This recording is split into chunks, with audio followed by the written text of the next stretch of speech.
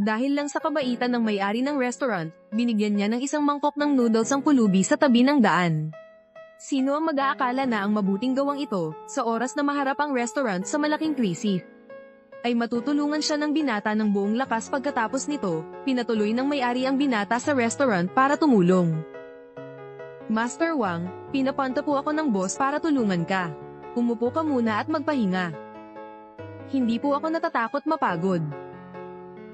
Walang customer sa restaurant, walang gagawin sa cold kitchen, na intindihan mo ba? Lalabas muna ako saglit, tawagan mo ako kung may kailangan. Sa sandaling ito, nag-iisa ang binata sa kusina, tila hinihila ng isang hindi nakikitang puwersa. Hindi niya maiwasang mapatingin sa pipino sa basket. Dahan-dahan siyang lumapit. Walang kamalay-malay na kinuha ang pipino, at ang kanyang mga kamay ay tila hindi mapigilan. At nagsimulang maghiwa ng may kasanayan. Sa isang iglap, isang straw na kapote na pipino ang nabuo sa kanyang mga kamay. Pagkatapos maghiwa, maging ang binata ay tila natulala. Sa sandaling iyon, pumasok ang may-ari ng restaurant. Ang matauhan, sinabi ng binata na tila libu-libong beses na niyang hiniwa ang pipinong ito. Ngunit kinuha ng may-ari ang pipino at nagulat na sinabi, "Paano mo nagawang maghiwa ng straw na kapote na pipino? Bago ka magka-amnesia, isa ka bang?" Ako hindi ko na po matandaan. Huwag kang mag-alala. Balang araw, gagaling din yung amnesia mo. Iyon pala, ang binata ay ang 3-time champion ng Cooking God competition, at ang kanyang senior ay nag-iimbot sa titulo niyang Cooking God. Nakipagsabuatan pa ito sa nobya ng binata para lasunin ang kanyang inumin. Ngunit sa kabutihang palad, himalang nakaligtas ang binata, ngunit nawalan din siya ng alaala. Naging isa siyang pulubi, kaya't nangyari ang eksena sa simula ng video sa sandaling ito. Ang binata ay napaisip ng malalim habang tinitingnan ng bagong hiwang straw na kapote na pipino. Nang makita ng may-ari ang kanyang anyo, tumalikod ito at umalis pagkaalis ng may-ari. Ang tingin ng binata ay muling napunta sa mga sangkap sa gilid. Hindi namamalayan, sinunod niya ang mga imahe sa kanyang isipan. At nagsimulang magluto. Ang kanyang mga kamay ay sanay na gumagalaw sa pagitan ng mga sangkap at kagamitan. Bawat kilos ay nagpapakita ng kanyang dating pambihirang galing, na parabang ang dating cooking god na naghari sa mundo ng pagluluto. Ay unti-unting nagbabalik sa kabilang dako. Ang may-ari kasama ang kanyang mga empleyado ay masigasig na nagyayaya sa labas ng restaurant. Masigla niyang ginati ang isang alin na dumaan, ngunit hindi ito sumagot at nagpatuloy lang sa paglakad. Sakto namang dumating ang seafood supplier na may dalang bill. Galit na galit siyang nagsabi, 3 buwan ng atresado ang bayad sa seafood ngayon, magbayad ka o ipambayad mo itong bulok mong restaurant. Nahihirapang sinabi ng may-ari na mahina ang negosyo ngayon sa industriya ng pagkain, at nakiusap na bigyan pa siya ng 10 araw. Ngunit hindi pumayag ang seafood supplier, sinasabing hindi naman daw siya isang charity. Walang magawang sinabi ng may-ari na gagawa siya ng paraan ngayong gabi habang sila ay nagkakatensyonan. Isang lalaking nakasalamin ang lumapit. Sinabi nito na ibenta na lang sa kanya ng may-ari ang restaurant. Bibigyan niya ito agad ng 500,000 cash. Mariing tumanggi ang may-ari at sinabing manigas siya. Hindi naman nagalit ang lalaking nakasalamin. Sa halip, sinabi nitong, "Talagang mana ka sa tatay mo, parehong matigas ang ulo. Sa itsura ng restaurant mong nilalangaw, baka kalahating buwan pa lang, nuji ka na." Dating ng araw na yun, kahit magmakaawa ka, hindi ko na yan bibilhin. Hindi nagpatalo ang may-ari at sumagot, "Noon, pinalitan mo ang sea cucumber ng tatay ko ng mababang klase. Ngayon naman, gusto mong samantalahin ang sitwasyon. Ang UFO restaurant, kahit signboard na lang ang matira. Papakintabin ko pa rin yan samantala." Sa kabilang dako, nakita ni Master Wang ang binata na abala sa harap ng kalan. Nagmamadali siyang lumapit at sinigawan ito, "Anong ginagawa mo? Sinong nagsabing galawin mo ang kalan?" Pagkatapos ay pinagalitan pa siya, "Isa ka lang katulong, umaasta ka pang parang head chef."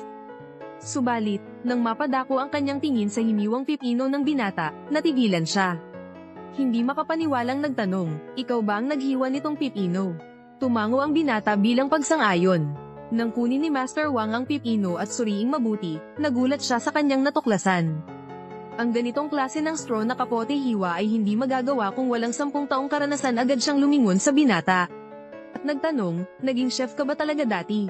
Naguguluhang sinabi ng binata na hindi niya matandaan, pero sa tuwing hahawakan niya ang kutsilyong ito, ang kanyang katawan ay kusa na lang gumagawa ng mga kilos na ito. Sa mga sandaling iyon, napansin naman ni Master Wang ang sabaw na niluluto ng binata. Muli siyang nagtanong kung siya rin ba ang nagluto ng sabaw. Sumagot naman ng totoo ang binata. Ito po ay sabaw na gawa sa mga tirang parte ng seafood. Sinabi ni Master Wang na huwag na itong uulitin. Tutal, wala namang customer sa restaurant ngayon, sige, ituloy mo na lang. Titingnan daw niya kung ano pang kayang gawin ng binata. Pagkatapos, makikitang sanay na kinuha ng binata ang mga sangkap at nagsimulang maghiwa sunod. Maayos niyang pinagsama-sama ang mga pampalasa para sa sabaw. Si Master Wang sa gilid ay litong-lito sa pinapanood. Inilagay ng binata ang mga pinaghalong pampalasa sa sabaw, tinakpan ng kaldero, at pagkatapos ay pinatay ang apoy. Inilabas ang kanyang mga ipon. Ito ang pera kong pambili sana ng bahay. Fei, kunin mo muna ito, kailangan mo ito ang bigay sa akin ng lola ko na dote. Napatanong ko na, may halaga rin ito. Ilang daang libo ang butas. Anong maitutulong nitong barya-barya lang? Bukas, isabit mo sa bangka ang anunsyo pero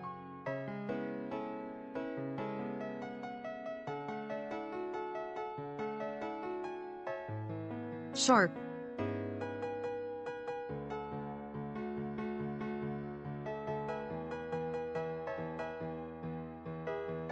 Mag-book ng mainit na tawag.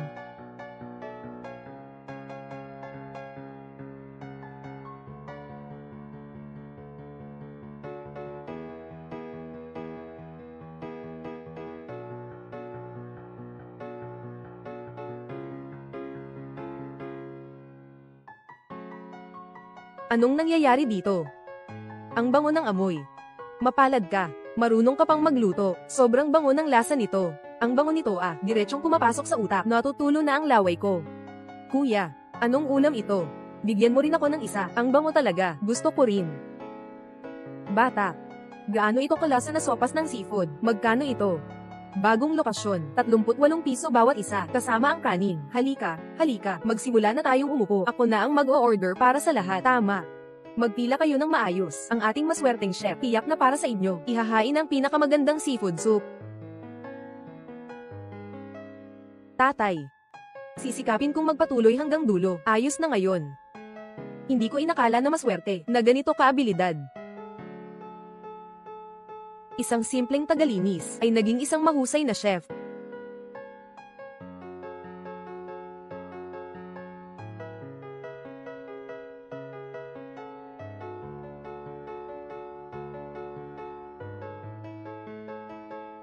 Ang paraan ng pagpakulo ng sabaw na ito ay matagal nang nawala, ang tradisyonal na paraan ng waiyang sa sabaw.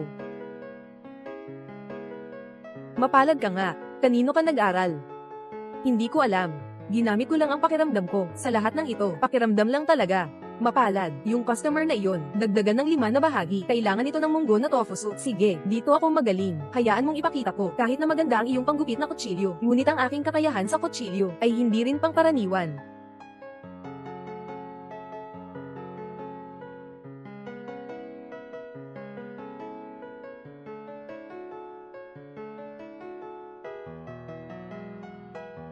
May swerte. Sino ka ba talaga? Anong nangyayari? Bakit biglang marami na ang tao? Tingnan mo ang sitwasyon, parang puno na talaga ito. Kaya itong maliit kong iniisip, baka hindi ito magtagumpay Ang bango talaga nito. Kailangan ko munang tikman. Sobrang bango nga ng lasa nito. Kailangan ko ring tikman.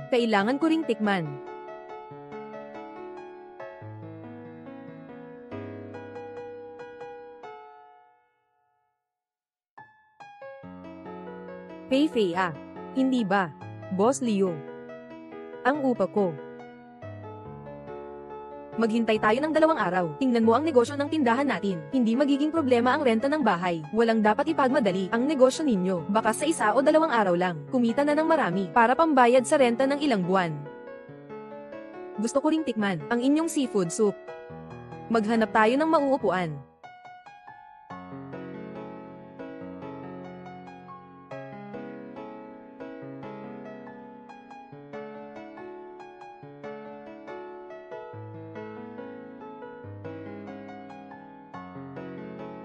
Pamangkin ni Fei. Ginoong Chen, anong pakay mo dito? Huwag, Ginoong Chen, mas maganda kung tawagin mong Tiyo Chen. Nagbubukas ka ng negosyo. Pumunta ako sa tindahan mo para mamili. Hindi ka welcome. Siyempre, welcome ang mga bumibili. Iba, huwag nang pag-usapan. Ngunit, walang pwesto sa loob ng tindahan. Pakiusap, maghintay ka at kumuha ng numero. Ay, hindi nakakaabala. Sombrerong Yanjing, maliit na sukat, fashion #alyansa #ipapadala ko, kasama si Ginoong Chang. At siyang na nakababatang kapatid, magkasiksikan tayo. Sapat na ang isang mesa.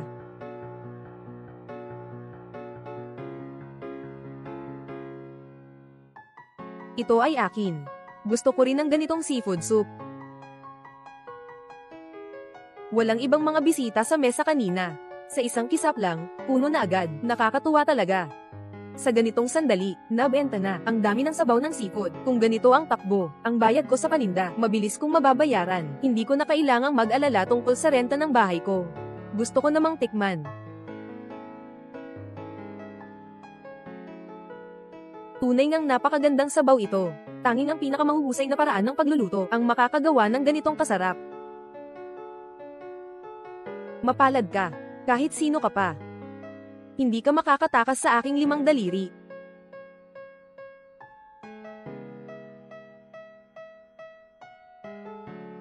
G&G. Swerte ng batang iyon, talagang magaling siyang gumawa ng sabaw ng seafood. Itinuro ni Wang Mingxian ang mga simpleng teknik, kaya niyang gawin ito, 10 hiyas na bibe. Ang mga customer sa labas ay halos mag-away para sa sabaw. Halos mag-away na sila, pahintulutan mo akong tikman. Hindi ako maniniwala na sobra ito.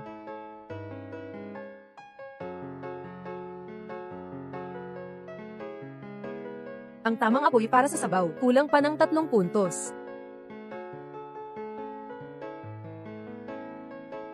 Ang sabaw na ito, pinaaalala sa akin ang 3 taon na ang nakalipas. Paligsahan ng mga master chef, may swerte. Hindi kaya, galing sa isang kilalang pamilya, ang galing magluto ng sabaw. Alam niya ang ilang teknik sa 36 na estilo ng Waiyang.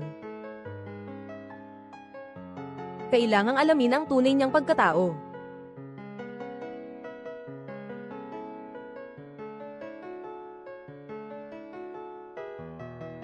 Nyi, magkano ang kinita sa tanghalian? Boss, yumayaman na tayo. Sa tanghalian lang, lumampas na sa 20,000. Mabuti, ang saya. Sa seafood soup ng Yuko lang pa lang, nakapagbenta na ng mahigit 400 na bahagi. Kita, umabot na sa 15,000 yuan.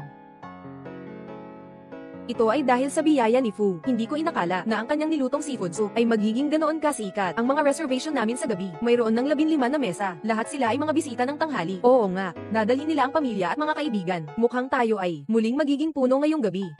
Hayaan nating si Ginoong Lu. Dagdagan pa ng 3 kahon ng hipon. Ang sea base sa ref, lahat ay Ida Frost. Sige. Ikaw ba ay Fugway Grand Restaurant, Chen Daeong? Anong kailangan mo sa akin? Yung ginawa mo na, sabaw ng seafood, talagang napakasarap. Ito ang natatanging lihim ni Boss Leo.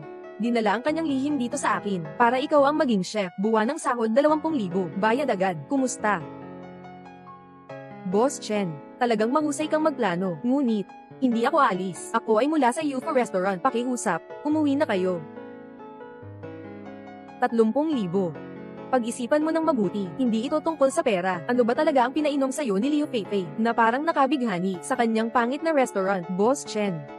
Uuwi na ako para magpahinga, at saka, umuulan pa, nakakapagod din. Hindi marunong magpasalamat.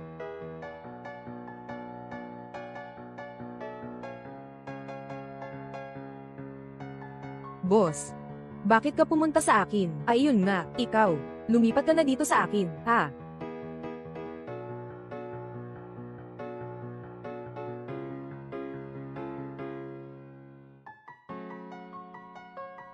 May swerte.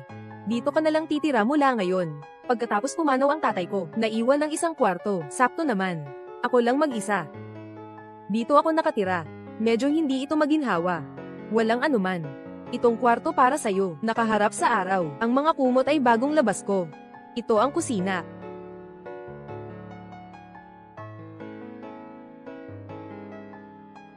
Boss, hindi ko sinasadya. Alam ko. Boss, ako, may swerte. Sa hinaharap, tawagin mo na lang akong Feifei. Si Feifei ito. Kagabi, alam ko. Hinahanap ka ni Chen Daeong. May swerte. Umalis ka ba? Kaya nga. Natatakot ka na aalis ako, kaya pinapayagan mo akong manatili dito para mas madaling masubaybayan ako. Huwag kang mag-alala, kung aalis ako, sino ang gagawa sa'yo ng seafood soup?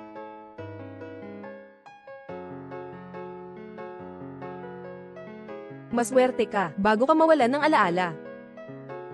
Wala ka pa rin, alaala sa nakaraan. Sinubukan ko na ng maraming beses, tuwing gusto kong alalahanin, parang nakalak ako sa loob ng bahay, hindi makalabas. At hindi makatakbo palabas. Kung hindi mo maaalala, ayos lang, basta. Kaya kitang buhayin. Kaya sa natitirang bahagi ng buhay ko, ay umaasa na lang ako sa boss. Tama, may swerte, buhay pa ang restaurant dahil sa iyong seafood soup. Tawagin na lang natin itong mayamang seafood soup. Sasunod ako sa'yo. Iniisip ko na dapat ibahagi mo rin ang bahagi mo sa restaurant. Mayamang. Ayoko ng pera. Kung hindi mo ako tinanggap, maaaring ako'y. Ano ang gusto mo? Kung mayroon ako, lahat ay maibibigay. Gusto ko mag-aral ng pangunahing pagkain na may masarap na sabaw ng seafood.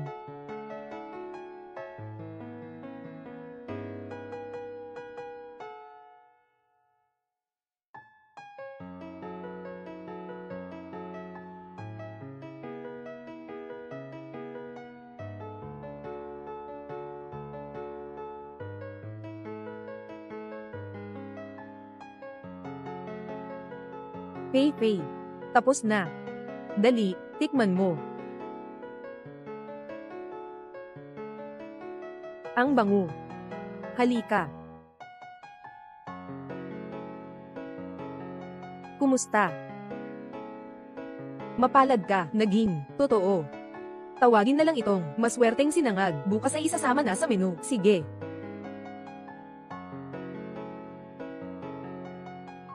Mga mahal, tingnan nyo ito, sa loob ng 7 araw. Ang reserbasyon sa restoran na ito ay nakaschedule na sa loob ng 10 araw. Ganda mo, regular customer ka ba? 3 araw na sunod na pag-check-in. Ito ang larawan ng pagkain sa Ziying. Ba ito sa Binhay? Oo ba? Ba ito sa Binhay? Oo ba? Para sa mga mahilig kumain. Syempre, ito ang dapat subukan. May Fukuhai seafood soup, sariwa hanggang halos matanggal ang kilay. Ako nga 3 taon na akong may anorexia. Ngayon araw-araw ay nakakain ng 3 malaking mangkok. Kailangan kong tikman ito ng mabuti. Ihain na ang inyong seafood soup. Tikman muna ito ng pamilya. Wow, ang kulay nito, mukhang masarap, lalabas na ako ngayon. Makmakbola na, hingi ng address, hingi. Sobrang naiinggit si Xiaoyi. Sandali lang, kailangan ko munang magpigil. Yung mga tagahanga, napapadaloy na ang laway. Ipinadala ni Erwa, sobrang sarap, parang hinahanap ko ang karne na ito. Diretso sa aking utak.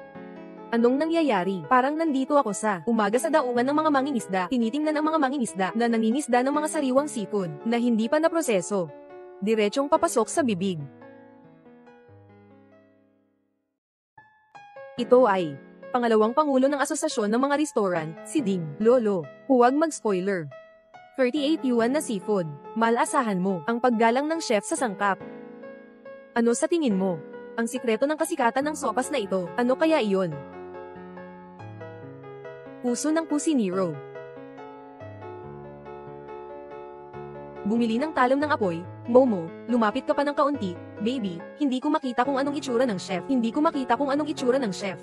Momo, ang numero 1 tagahanga. Momo, ibigay mo na ang address. Ideal, anong napakagandang lalaki. Momo, ang tagahanga ng itim na mukha. Naglalaway na ako. 2 putahe. Sustento sa buong tindahan. Gusto ko talagang makilala ang chef na ito. Mga kapamilya, ang 30 taong gulang na tindahan na ito ay muling nabuhay. Ngayon, ipapakita ko sa inyo ang totoong dami ng mga customer. Ngayon ay hindi na uso ang pag-aalinlangan. Lolo, iwanan mo nga sa akin ang huling hipon. Lolo Ding. Yumo, sapat ba ang pagkain? Pahingi pa kay Yufu ng isa pang bahagi para sa'yo, Ate Fei. Ako at ang lolo ay nagkukunwaring mga karaniwang tao. Ang gastos sa mga sangkap na ito Lolo Ding, huwag kang mag-alala. Ito ang reputasyon na iniwan ng tatay ko. Tara, ipakita na ang mukha ng misteryosong chef. Mga kaibigan, kung gusto nyong makita, mag-like kayo. Lolo Ding, Yumo, ito ang aming head chef, Master Yufu. Mas gwapo pa siya kaysa sa mga food blogger. Dalawa kayo. Pareho ang pangalan ng chef ng Yufu at ng pangalan ng tindahan na ito. Ano kaya ang nakaraang buhay na itinadhana ang kapalaran? Nahanap ko si Yufu noong maulan na gabi. Nakita ko siya sa pintuan ng tindahan. Hindi ko na rin gaanong maalala. Ngunit ang kakaiba ay, tuwing kinuha ko ang spatula, parang napakasanay na sanay ko na. Natural na nakakagawa ako ng ilang masasarap na pagkain. Ang mga tagahanga ko ay nagsasabing ikaw ay isang lihim na Diyos ng pagluluto. Guwapo. Pwede bang magdagdag ng WeChat? Ako lang marunong tumanggap at tumawag. Yumo. Mag-ingat ka. Abala si Fashi. Huwag na nating istorbohin. Yun na nga, ako na muna ang maghanda ng mga sangkap. Palem. Yumo. Napakasimple ni Master Yufu. Huwag mo siyang biruin. May nagseselos na. Sige. Hindi kita aagawan. Huwag kang magulo, Lolo. Pakiusap, pakialaman mo siya. Hindi kailanman sa harap ng publiko, ipinakita ang mukha, ang dakilang chef ng Daksha, Zhou Judao. Simula nang mawala 3 taon na ang nakalipas, ay nanatiling hindi matuntun. Kaya, may mga eksperto na nagsasabi na ang paligsahan ng mga chef ngayon ay mapupunta sa chef mula sa Japan.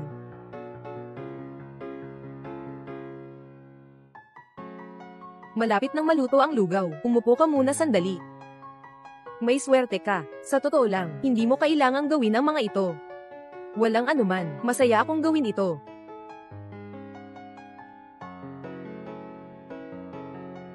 Mapalad ka, bumalik ka na.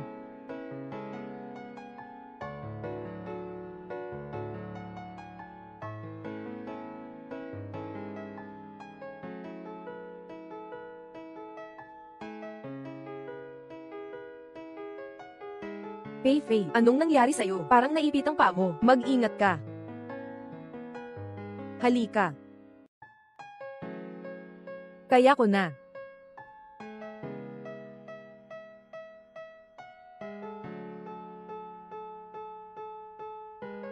Mas mabuti na ba?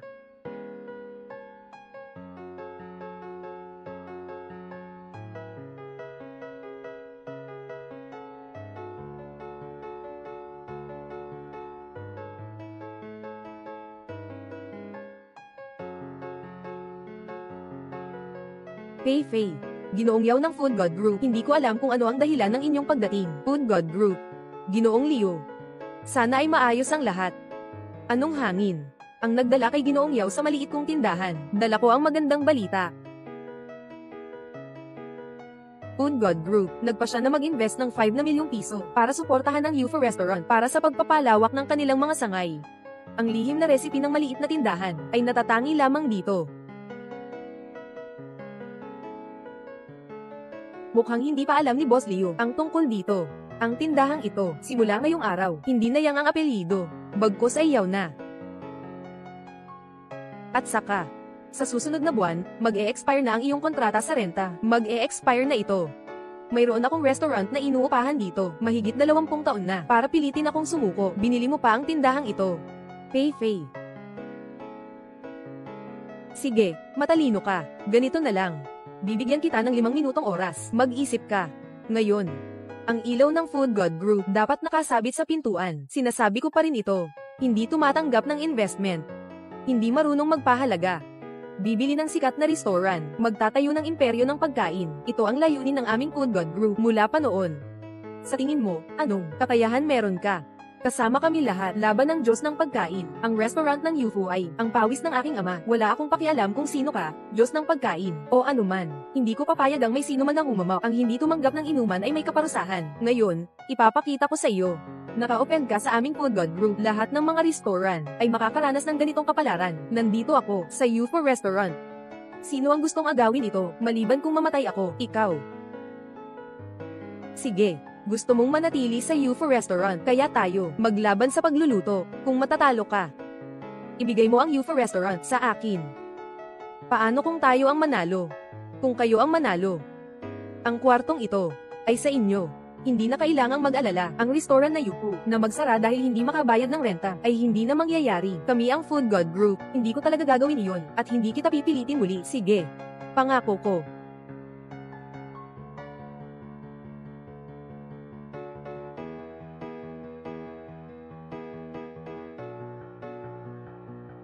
Sa round na ito ng paligsahan sa pagluluto, puntos sa paghiwa at tamang luto, 3 yugto ng pagkamalikhain. Bawat yugto ay may limitadong oras. Isang napakasarap na amoy. Ngayon, hayaan ninyong ipakita ko sa inyo ang kahusayan ng pamilyang Lee, ang mga kusinero ng Yunjo, na parang gawa ng Diyos.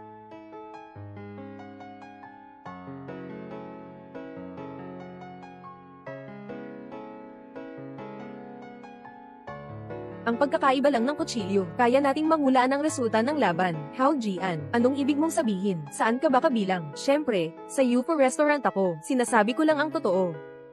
Hindi talaga makalabas ang daring sa bibig ng aso. Ikaw. Sige na, huwag na kayong mag-away. Nagsimula na ang paligsahan. May swerte. Simulan na.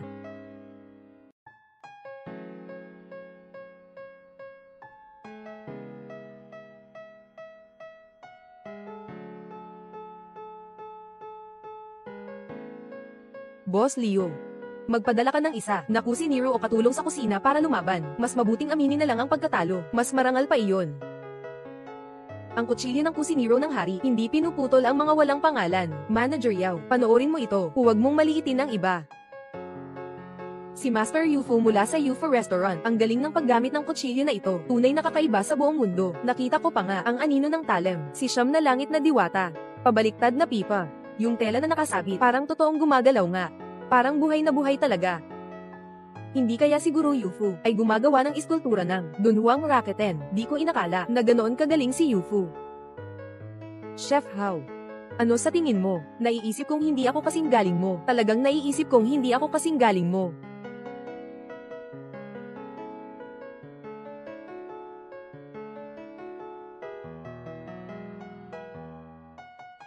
Ang teknik na ito, tanging mga tagapagmana ng pamilyang Zhao lang ang may ganito.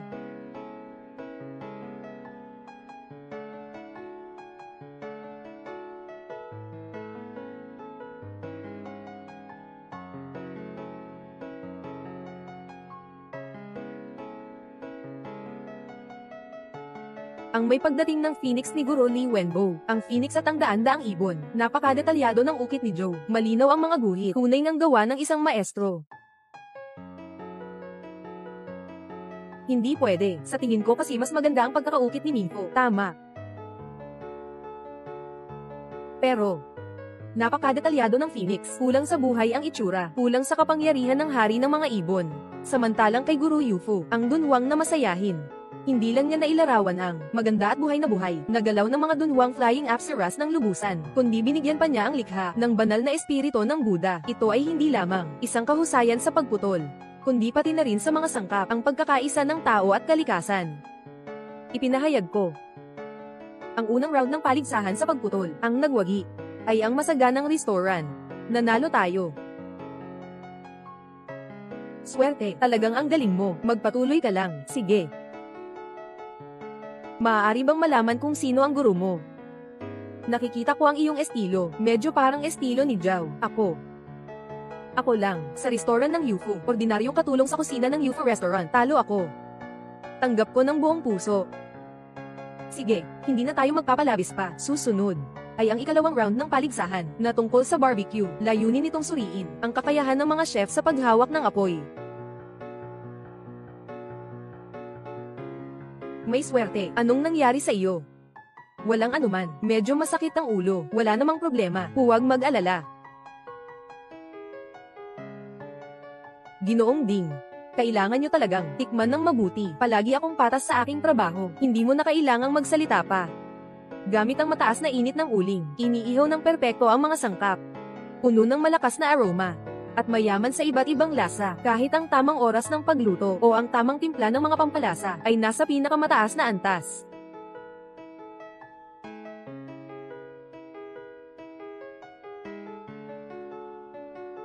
Iyon ang baso ng pulang alak, mamatay na ang apoy. Oh! Amoy prutas na kahoy na hinaluan ng amoy ng halamang gamot. Ito ang sinaunang paraan ng pagluluto gamit ang mahiwagang apoy. 10 segundo na lang ang natitira. Hindi ko alam kung maswerte tayo. Makakaya pa ba natin? Huwag kang mag-alala. Naniniwala ako sa kanya.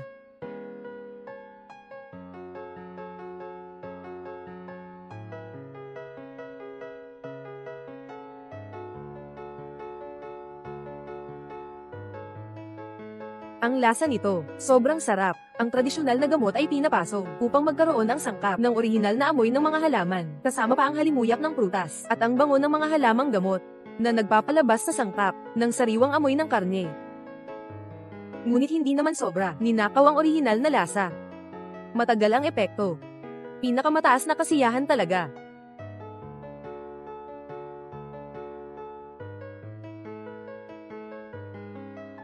Ang kontrol ni Master Fu sa apoy ay mas mahusay kaysa kay Master Lee. Ng 3%, ang amoy ng karne ay may halong banayan na amoy ng kahoy ng prutas. Mas masarap. Hindi ko pa kailanman natikman ang ganitong lasa ng inihaw. Hindi ito posible. Ang lambot ng karne na hindi matigas ay higit pa sa 20 taon ko na.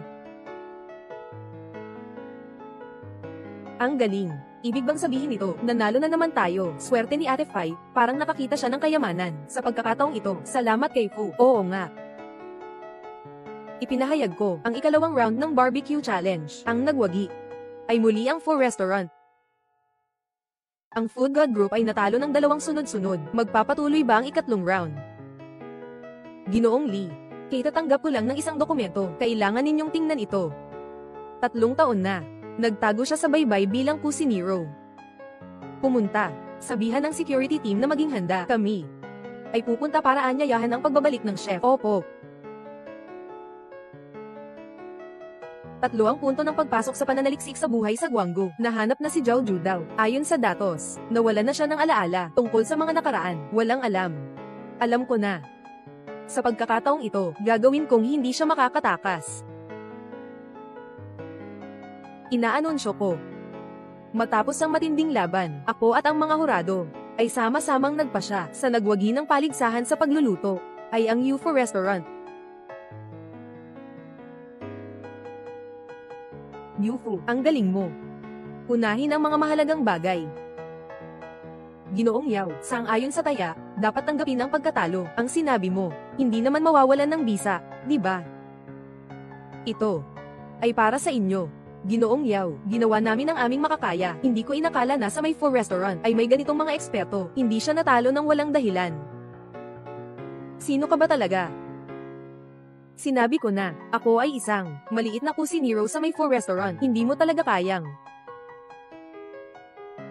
Ito ay ang Deputy President ng Food God Group, Li Xiaochen.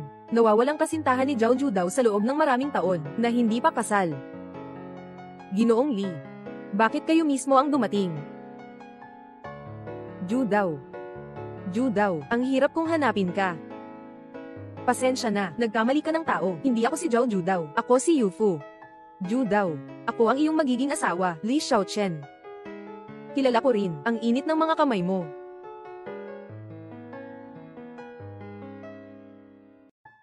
Siya nga, ang nawalang food god ng ilang taon, Zhao Judao. Hindi katakataka ang kanyang paraan ng paghiwa, kaya ang estilo ng kutsilyo ni Zhao. Paano ito posible? Siya pala ay ang nagtatag ng Food God Group. Mapalad. Siya pala si Zhao Judao. Naku, binibini, sobra na ang biro mo. Talagang hindi kita kilala. Ako ang iyong kasintahan. Sulyapan mong mabuti. Nakalimutan mo na ba ako? Judao, anong nangyayari sa'yo? Masakit ang ulo mo ba? May biyaya, sasama ko ikaw sa ospital. Huwag kang umalis. Judao, may naaalala ka na ba ngayon? Hindi ko maaalala. Wala akong maaalala. Sino ako? Bumalik ka sa Kyoto kasama ko. Hahanap ako ng pinakamagaling na espesyalista sa utak. Ang dalagang ito. Ako ay mula sa UFO Restaurant. Ang UFO Restaurant ang aking tahanan. Hindi ako aalis kahit saan. Ang bayang ito sa baybayin. Ano ba ang magagamot dito? Miss, nagkamali ka ng tao. Talagang hindi kita kilala. Judao, ginawa mo ito para sa kanya. Kahit ang 10 taong relasyon natin, ay hindi mo na inisip.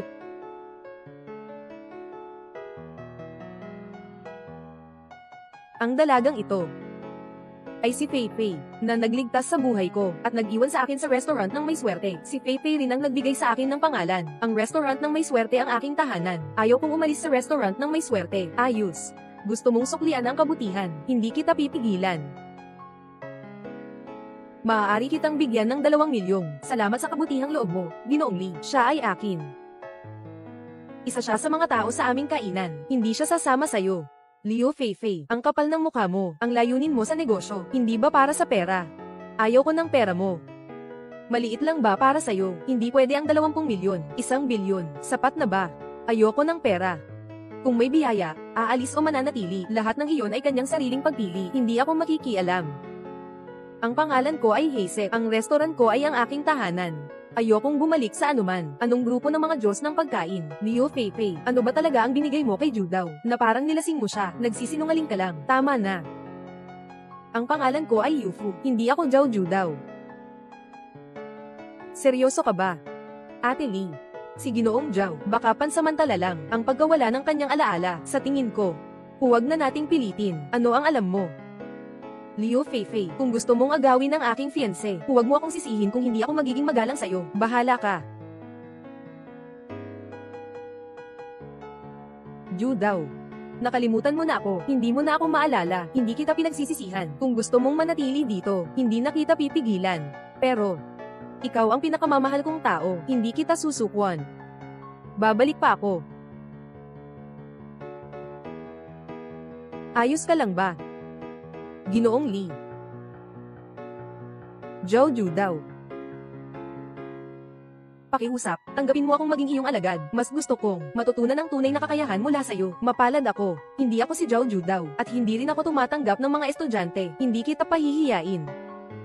Hindi pa panahon. Walang saysay ang masyadong pagsasalita. Ginoong Leo, tanggapin mo na ako. Magdadala ako ng tsaa at tubig. Pwede akong maghugas ng gulay at pinggan.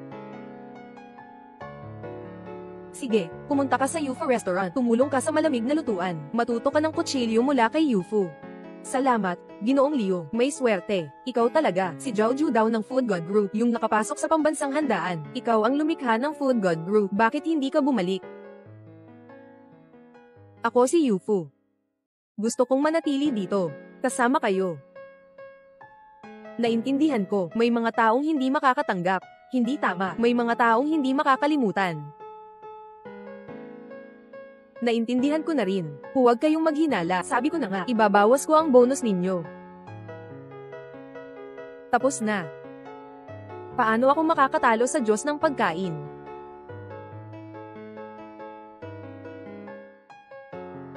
Sa tingin mo ba si Zhao Judaw, nagpapanggap bang makalimutan?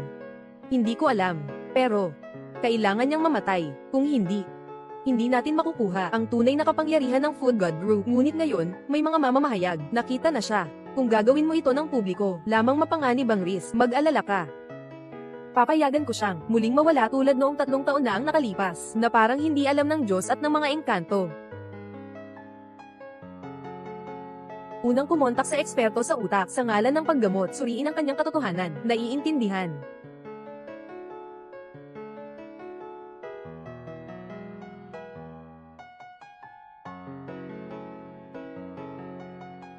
Biyaya.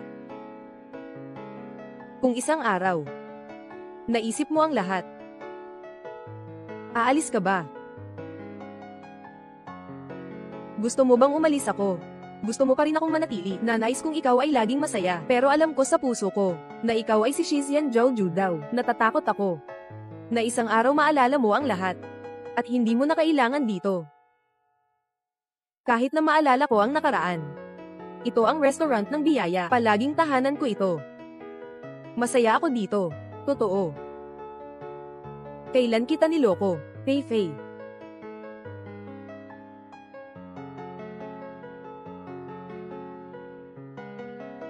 Kahit nakasinungalingan ito, tinatanggap ko pa rin. Miss, pakiusap, pasok po kayo. Ang espesyalidad ng aming tindahan ay ang Fox Seafood Soup. Umupo kayo, umupo. May mga pagkain ba kayong hindi pwedeng kainin? Ang fiancé ni Zhao Judaw, si Li Xiaochen, ang acting president ng Food God Group, personal na dumating sa binhay, patunayan ng kanyang pagkakakilanlan. Ikaw pala ang chef ng Diyos, kaya pala ang seafood soup ang sarap. Patuloy akong susuporta sa'yo. Ginoo Jiao, maaari ko bang malaman kailan babalik sa Shishen Group? Sasali ka ba ngayong taon? World Chef Championship ba ito? Handa ka bang basta-basta isuko ang karangalan ng 3 sunod-sunod na food god? Wala akong masasabi. Wenbo, ikaw ang gumawa ng sabaw. Lalabas ako at magtatago. Sige, gagawin kong mabuti ang sabaw. Ginoong Lee, ayaw nang bumalik ni Zhao Judao sa Food God Group. May gusto ba kayong sabihin? Bilang kanyang kasintahan, gagawin ko ang aking makakaya upang magamot ang kanyang amnesia. Nakapagpadala na ako ng mga nangungunang dalubhasa sa utak sa mundo. Pumunta sa tabing dagat. Tama nga, may pagdududa sila sa akin. Hintayin nyo lang, bibigyan ko kayo ng sorpresa.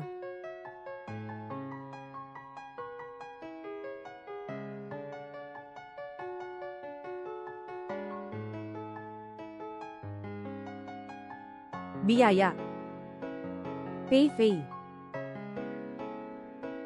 Nagluto ako ng malamig na tsaa sa kalan ng 2 oras para mawala ang init ng ulo. Salamat. May isang bagay. Hindi ko alam kung dapat ko bang sabihin. Sabihin mo na. Hindi ko sinasabi na masama si Li Xiaochen. Palagi kong nararamdaman yung tingin niya sa'yo. Medyo kakaiba. Maswerte ka. Talagang hindi mo maalala. Paano ka nakalimot? Siyempre, naaalala ko. Tama ang sinabi mo. Siya nga. Sinasabi niyang siya ang aking fiancé, na labis akong minamahal, si Li Xiaochen. Nilagyan niya ng laso ng aking inumin, para sa pagkuhan ng Shishen Group na aking itinatag. Ori, nalalamong naalala mo na lahat. Kailan pa nangyari yun? Ninakaw mo pa nga ako. Fei. Hindi ko sinasadyang lokohin ka. May plano ako. Malalaman mo rin pagdating ng panahon. Sa totoo lang. Noong pangalawang laban ko, naalala ko na ang lahat ng bagay, ngunit hindi ko inasahan na darating si Li Xiaochen ng ganoon kabilis, kaya kailangan kong magpanggap na amnesia para hindi maalarma ang kalaban. Pero naniniwala ako, matalino tulad niya. Tiyak na hindi siya maniniwala na ako'y nakalimot kamakailan. Tiyak na may gagawin siya. Ano ang gagawin? Huwag mag-alala, may plano ako. Ang kilala kong si Li Xiaochen, hindi naman siya ganoon katalino. Sa likod niya, siguradong may mga taong nagtutulak. Alam mo na ang gagawin. Kaya medyo kampante na ako. Ang dami mong alalahanin para sa akin. Hindi ba ito dahil sa... Siguradong takot ka sa akin. Alisin ang punong nagpapalago ng pera na ito. Hindi naman ito makakatulong sa iyo kumita ng pera. Di ba? Mabuti na lang at may alam ka sa sarili mo. Ayoko na makipag-usap sa iyo. Fei. Hindi kita niloko. Ang hapunan ng kapalaran ang tunay kong tahanan. Ikaw ang nagbigay sa akin ng bagong buhay. At pati na rin ng mga kasama kong ito. Binigyan nila ako nitong mga nakaraang taon. Ng kaligayahang hindi ko pa naranasan noon. Ayokong umalis dito. At ayokong iwanan kayo. Kayo. Ang tunay kong pamilya. Mapalad. Sasali ka ba sa World Chef Championship?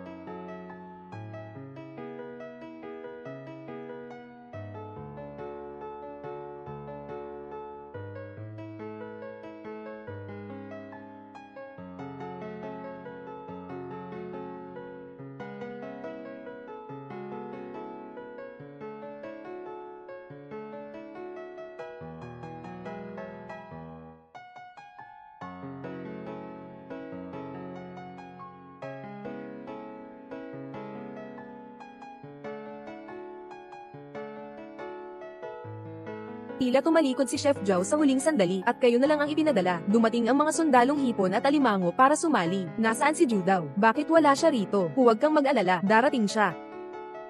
Hindi pa niya naibabalik ang kanyang mga alaala. Papasukin ko siya. Ipapatalo ko siya ng todo. Kaya't maghintay tayo at tingnan.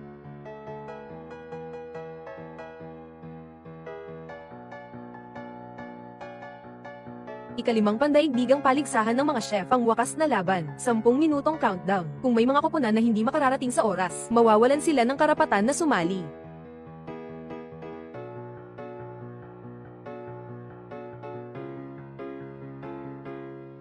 Darating ba ang guro? Mula nang umalis si Yufu noong araw na iyon, 6 na araw na ang nakalipas. Sabi niya, kailangan niyang ibalik ang kaluluwa ni Zhao Judao upang mapanatili ang puso ni Yufu. Boss, pumasok na tayo. Basta't gawin mo ang iyong makakaya. Sana dumating ang swerte sa tamang oras.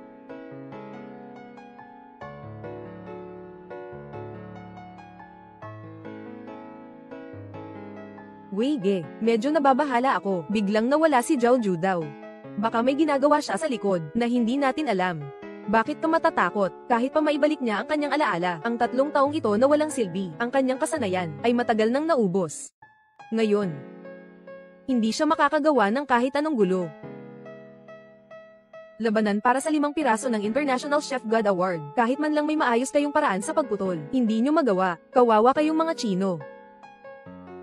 Sabi ni Ginoo Matsumoto, ang pagkain sa inyo, parang inyong dragon na simbolo. Isa lang palang peke at nagpapanggap na makapangyarihan. Kayong mga barbaro na kumakain ng hilaw. Ang tapang mo pang magpahayag ng ganyan sa lupaing Chino namin, na nagsasalita ng walang kwenta. Talagang walang alam sa lawak ng mundo. Tama. Kami ang gumawa ng 5 henerasyon ng pambansang handaan. Kayo naman, hindi pa alam ang ginagawa ninyo. Sige, tingnan natin ngayon. Ngayon, tingnan natin. Sino ang luluhod at aamin ng pagkatalo? Mangyaring manatiling tahimik. Magsisimula na ang laban. Simulan na ang countdown. 10, 9, 8, 7, 6, 5, 4,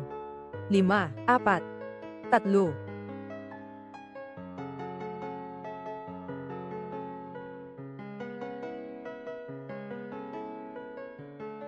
Sige, pumasok na ang huling kalahok, malapit nang magsimula ang laban. Mapalad. Finally, nandito ka na. Natakot ako na hindi ka makararating. Yun na tao, si Zhao Ju daw. Hindi ba siya nawawala? Bumalik na ang Diyos ng pagluluto. Bakit parang iba ang dating niya? Pwede bang nakaalala na siya? Sakto ang dating mo, Fei Fei. Pasensya na, nabahala ka na. Basta bumalik ka na, guro. Nakapagbalik ka ng maayos, talagang napakabuti.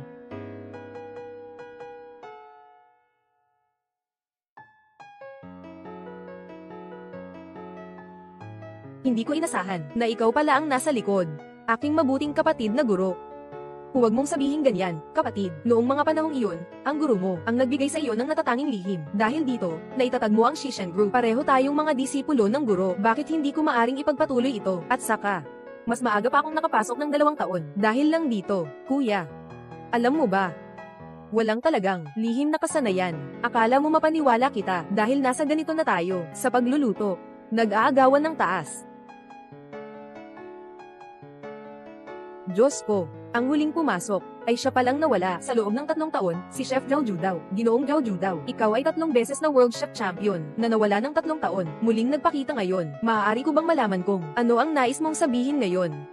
3 taon na ang nakalipas. Sunod-sunod akong nanalo ng titulong World Chef. Ngunit ako ay nilampasan ng aking senior na si Sun Wei at ng kanyang kasintahang si Li Xiaochen. Pagtataksil sa pamamagitan ng lason, nakaligtas sa swerte, nasugatan at nawalan ng alaala, nangalumbas sa labas ng 3 taon. Sila ay dati ang mga pinakamalapit sa akin. Hindi ko akalain na ganyan ang gagawin nila sa akin. Ngayon, narito ako. Hindi lang kailangang bawiin ang karangalan na akin, kundi ipapakita rin ang kanilang pangit na mukha sa publiko at papanagutin sa batas. Li Xiaochen ay ang kasintahan ng Diyos ng kusina. Hindi ko inakala na magiging ganito kasama siya. Sila ay nagkaisa upang maglagay ng lason sa likod ng chef.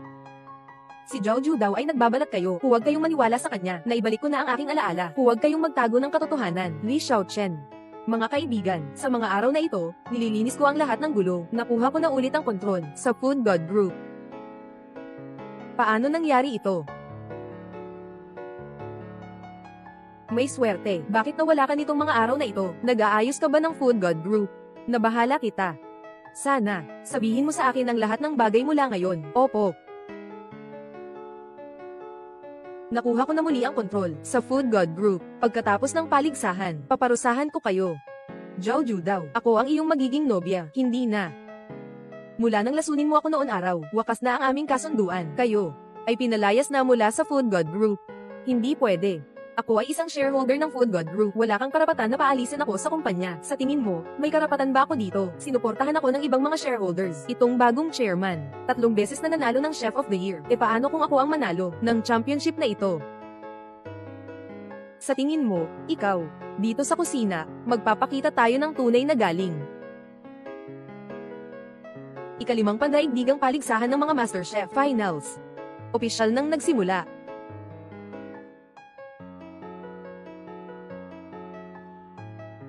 Ang unang round ay tungkol sa pagbabalik sa panahon ng kasaganaan. Simulan na ang mga kalahok.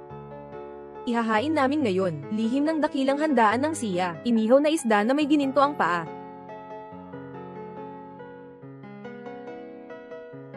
Ang Diyos ng pagkain mula sa silangang dagat, alam niya ang sining ng paghiwa ng wayang. Nang siya ay manalo noon, isa sa mga hurado ay isang kilalang chef mula sa Jinling. Bigla itong umatras sa kompetisyon. Ako ay 12 taong gulang. Pumasok sa pamilya Zhao sa Kyoto. Itinuro ito ng master ko. Unang putahe sa hapunan. Manok na may gatas ng suso ng isda at dahon ng lotes. Boss, Master, talaga bang kaya mong talunin ang kusinero at senior na chef mula sa Japan? Ang lakas ng kanilang mga kakayahan. Naniniwala ako kay Fu. Kaya niya yan. Tatlong namungunang eksperto ang nagtipon. Corona. Sino kaya ang magwawagi?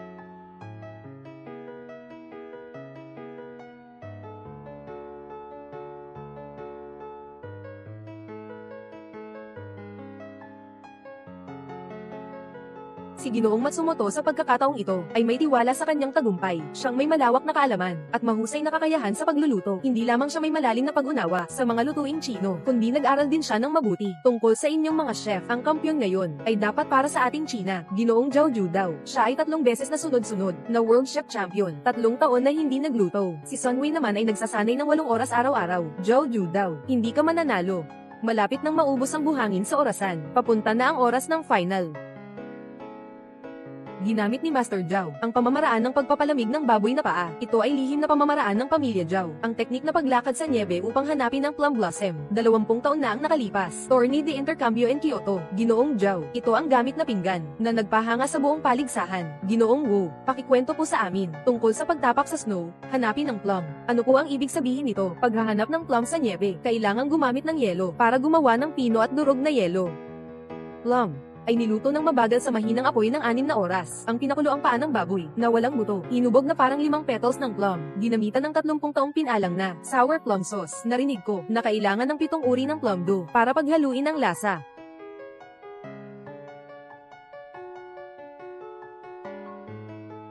Panahon na. Pakipatay ang makina.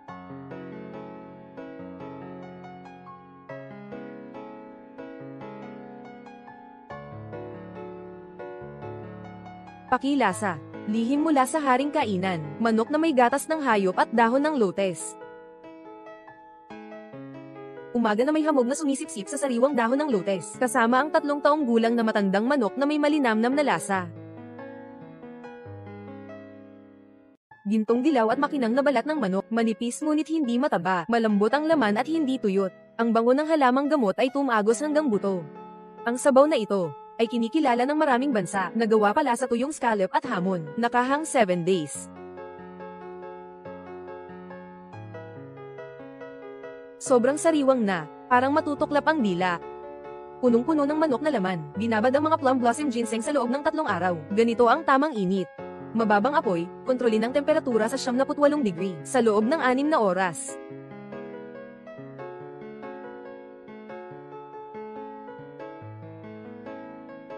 Katanong ko 3 taon na ang nakalipas, natalo kita ng 0.5 puntos. Ngayon, paano ang sea cucumber at lotus leaf chicken na ito? Ano sa tingin mo? Pinahusay na bersyon ng golden leg na piniritong isda, mangyaring magturo. Gamit ang silverfish mula sa Tianchi na ginawang 3 beses na hinahalo at binabago ang isda. Sanlibong hamon, kahit ang manipis na parang transparent pero hindi nababasag. Langis ng sanlibong hamon, kasama ang amoy ng isda. Perpektong pinaghalo.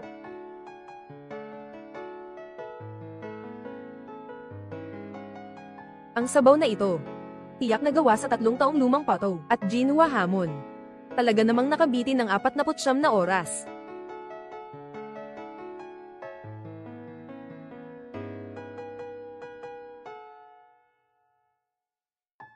Nakaabot pa sa aking score. Talagang sa paligsahan na ito ay si Chef Zhao Judao ng 3 daigdig na naghanap ng plum sa niebe. Ang yelo at ulap ay naging disenyo ng plum.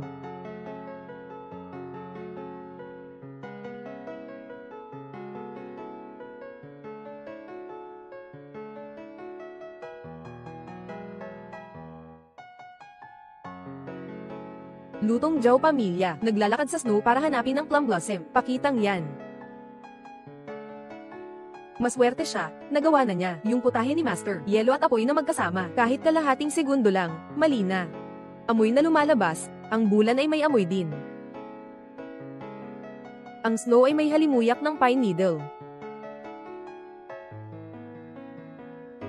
Pumasok sa lalamunan habang hindi pa natutunaw ang yelo. Sumasabog ang lamig at init sa dulo ng dila. Pinakukuluan ng mabagal ng 8 oras. 3 segundo lang sa yelo para humugis. Ang kontrol sa apoy na ito, mas mahusay pa kaysa sa guro ko noon. Mas pinong paghawak. Pero puro palabas lang yan.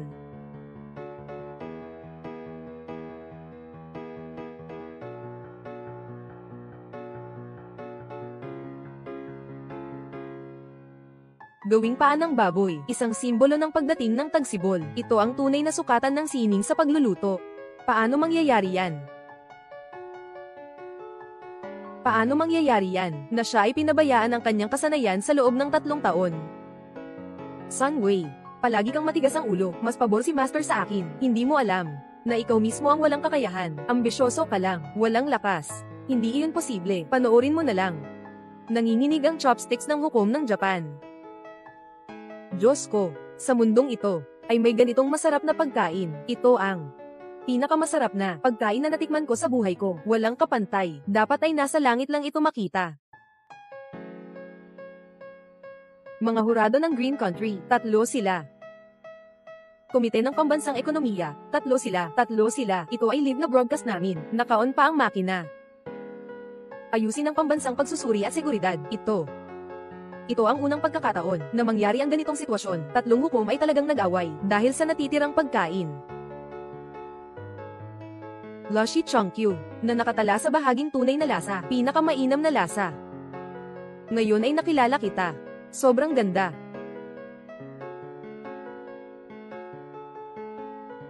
Pinakuluan ng mabagal sa loob ng 7 oras. Pinalamig ng 3 quarter para mag-set. Ang init na ito, walang kapantay sa mundo. Binibigyan ko ito ng 10. Ayos lang.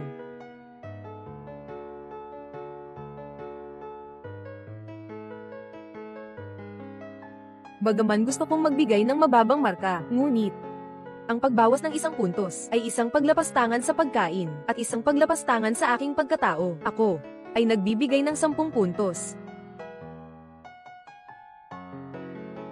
10 puntos, 10 puntos. Ito ang pandaigdigang kompetisyon ng mga chef. Simula nang magsimula, ang unang ulam na nakakuha ng perpektong marka, pagtahak sa yelo at paghahanap ng plum, nagtatag ng isang alamat. Talaga bang siya ay may kaalaman sa nawawalang recipe ng Jiao na Ice and Fire 9 Layers Technique? Ginoong Jiao Ju daw, tanggap ko ang pagkatalo ko ng buong puso. Ngayon ay aking iaanunsyo, ang kampyon ng ika-5 pandaigdigang paligsahan ng Master Chef ay mula kay Master Yuko Ta Zuzun Mei. Ayon sa mga nakaraang patakaran, mangyaring ipagpatuloy ang pagkapanalo, ibahagi ang mga aral sa pagluluto. Mga aral sa pagluluto, may sinasabi ang Dao De Jing. Ang pamamahala sa isang malaking bansa ay parang pagluluto ng maliit na isda. Ang sining ng pagluluto ay nakasalalay sa pagsunod sa tamang landas, magpakatino. Iwasan ang mga bagay. Kapatid na nakakatanda, alam mo ba kung saan ka nagkamali? Ang pamana ng Jiao ay hindi kundi nakasalalay lamang sa lihim na recipe ng kanilang angkan.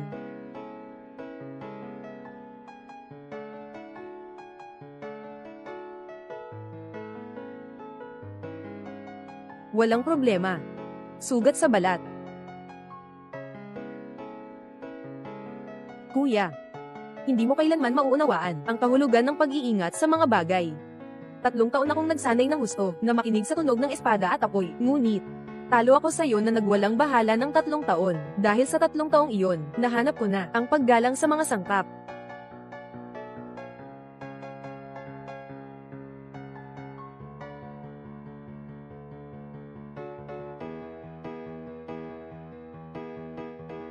Ang sarap talaga.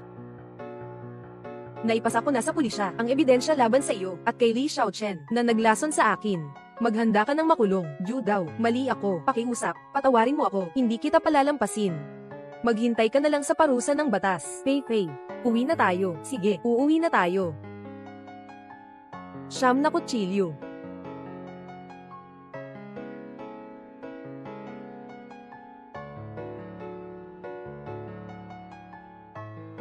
Bumalik ang Diyos ng kusina, bawat tahanan ay may biyaya.